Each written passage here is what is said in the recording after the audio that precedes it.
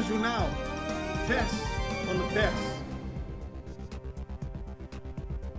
Een goede dag en welkom bij het Extra Journaal in het Nederlands van maandag 16 oktober. Ik ben Maurilio Nobrega en dit zijn de nieuwsberichten voor vandaag.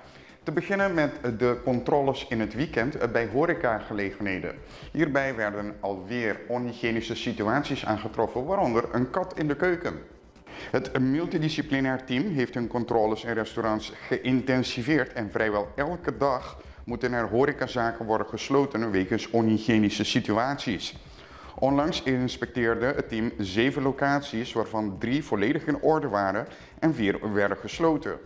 Volgens hoofdinspecteur Ronnie Cornelis van de Milieuinspectie laten veel restaurants de ramen openstaan, terwijl daar ook open vleesbakken staan. Er zijn geen horren voor de ramen om te voorkomen dat muggen naar binnen vliegen en als gevolg daarvan kunnen muggen bij het vlees komen.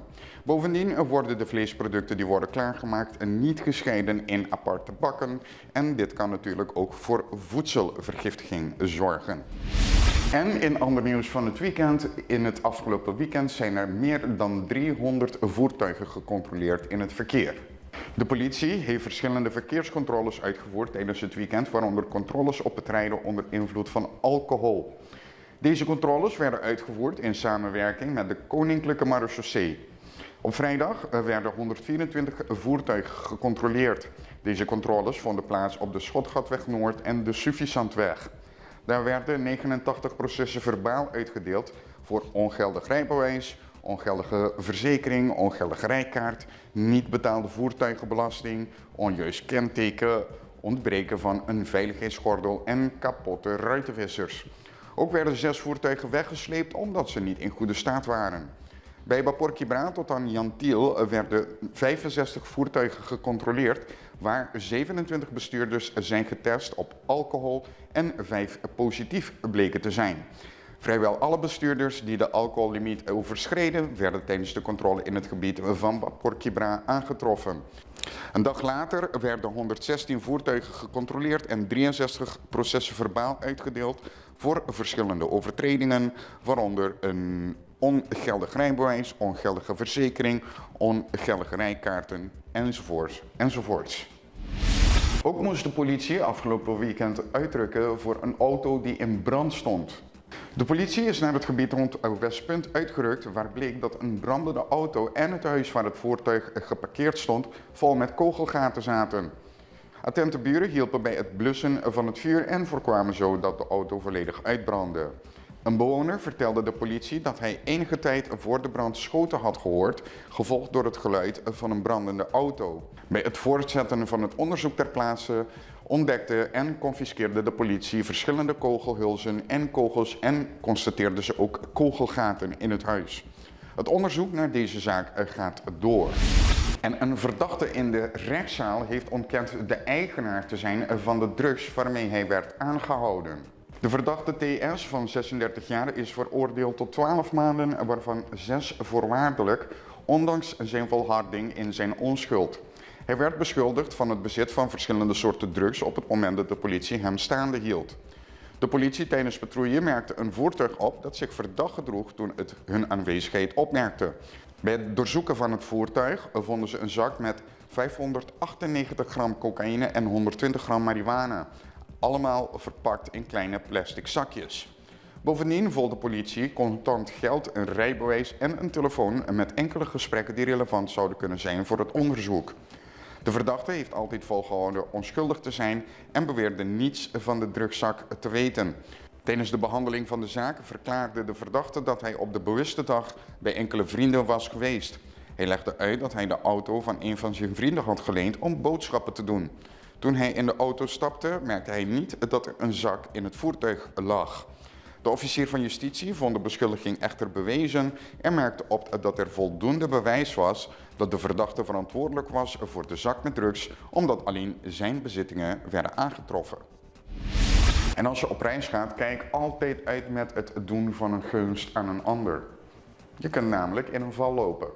De verdachte HD van 26 jaar is veroordeeld tot 9 maanden celstraf, volledig voorwaardelijk met een proeftijd van 3 jaar voor drugsmokkel. HD wordt beschuldigd van het proberen te smokkelen van 112 gram cocaïne naar Nederland, verborgen in een pakket. De verdachte verscheen niet voor de rechtbank, waardoor zijn zaak bij verstek werd behandeld. Hij verklaarde tegenover de politie dat hij het pakket had ontvangen van een kennis om een gunst te verlenen. Hij beweerde dat deze kennis hem had gevraagd het pakket aan te nemen omdat zijn identiteitsbewijs op dat moment verlopen was. Hij zei dat hij zijn paspoort niet kon krijgen en ook geen rijbewijs had. Hierover merkte de officier van justitie op dat er een moment moet zijn geweest waarop er een lichtje moest gaan branden in het hoofd van de verdachte en hij moest beseffen dat er iets niet klopte. Vandaag de dag is iedereen zich bewust van de risico's van het aannemen van pakketten voor anderen, vooral als je zelf betrokken bent bij drugskwesties. In dit geval was de verdachte zich bewust van deze risico's, aldus de officier van justitie. En hiermee gaan we even naar de reclame. Dadelijk zijn we terug met nog meer nieuws. Censo ta 100% anónimo. Ni CBS, ni e encuestador que visitabo, no que sa derecho de familia en particular. Más bien, nanta interesa pa colectar información de totalidad. Pa crear un vista correcto y exacto de Corsou su hogar nan y habitante nan.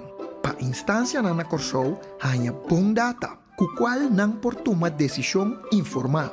Pa nos país por planificar y desarrollar mejor. Por ejemplo, ¿cuánto gente empleada y desempleada tiene? ¿Den cuál barrio? ¿Cuánto gas mester de corriente? ¿Y cuánto tiene panel solar? Ora acaba de colectar datos y suman de cifra total, ta desasí de tu información individual. Familia Coopera, sa censo 23, tapahanha vista total y anónimo. PCI e familia aquí, ta Coopera. Abodambe? Panosa con nosta. En we gaan verder met het extra journaal. We gaan nu in op de ex-medewerkers van Girobank. Zij lopen het risico dubbel getroffen te worden door de situatie bij Enia. Voor veel mensen voelen de financiële problemen bij Enia Caribe leven als een déjà vu nadat ze eerder al getroffen werden door het Girobank-debakel.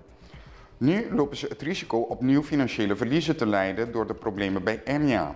Een groep van ongeveer 25 voormalige werknemers van Girobank die hun baan verloren nadat de bank werd gesloten, dreigt een deel van hun pensioenregeling te verliezen dat ze hadden ondergebracht bij Enia. De Centrale Bank van Curaçao en Sint Maarten heeft mogelijk de polishouders van Enia in gevaar gebracht. Dat zegt Stanley Betrian. Stanley Betrian heeft onlangs gezegd dat naar zijn mening de Centrale Bank geen deel kan uitmaken van de oplossing die wordt gezocht voor Enia. De voormalige vicepresident van de Centrale Bank van de Nederlandse Antillen pleit ook voor een diepgaand forensisch onderzoek door een onafhankelijk internationale instantie naar de rol van alle betrokkenen bij de fraude die bij Enia heeft plaatsgevonden. Naar zijn mening is de Centrale Bank ook een van de partijen die moet worden onderzocht. Alleen op deze manier kan worden vastgesteld wie verantwoordelijk is en kan het Openbaar Ministerie de verantwoordelijke vervolgen en het geld terughalen dat uit het bedrijf is gehaald. Ook pleit Betrian voor een korte termijn oplossing die gericht is op het garanderen van de toekomst van het bedrijf. Lange termijn oplossingen, zoals de gecontroleerde beëindiging over een periode van 30 jaar die de regering heeft gekozen, zouden volgens Betrian betekenen dat iedereen uiteindelijk financiële verliezen gaat lijden. En binnenkort vindt er een informatiesessie plaats in het kader van klimaatverandering. Ellen van Buren van de Technische Faculteit Delft zal spreken over de uitdagingen en strategieën voor stedelijke planning.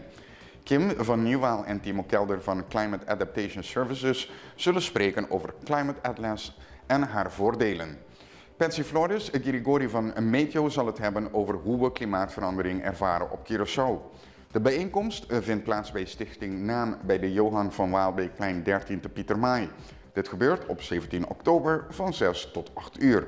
Voor meer informatie kunt u bellen naar 462 1933. Ik herhaal 462 1933. En volgens ADEC zijn kleine bedrijven op Curaçao ook hartstikke belangrijk voor de economie. De Vereniging van Kleine en Middelgrote Bedrijven Curaçao, ADEC, is verheugd de herdenking en viering van de jaarlijkse week van het kleine bedrijf aan te kondigen.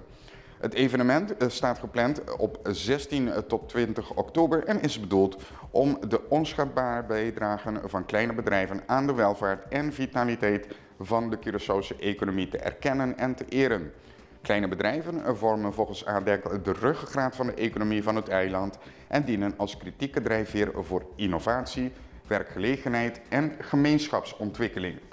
De Week van het Kleine Bedrijf dient als een platform voor het doorzettingsvermogen, de creativiteit en het ondernemerschap van kleine bedrijfseigenaren en ondernemers te belichten die een essentiële rol spelen in het economische landschap van Curaçao.